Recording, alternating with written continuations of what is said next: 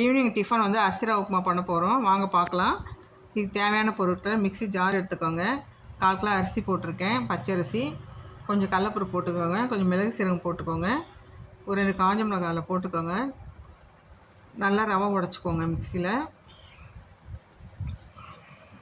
ரவை உடச்சிட்டு நல்லா ஜெலிச்சு எடுத்துக்கோங்க.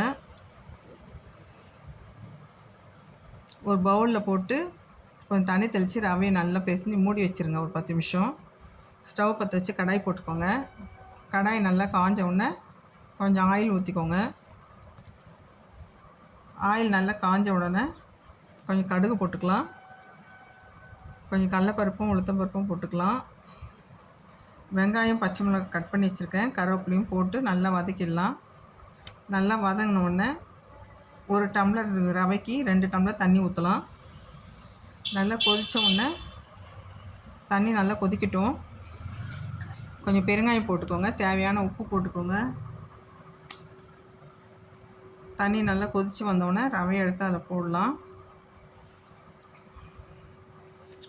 ரவையை நல்லா போட்டு நல்லா கலரலாம்.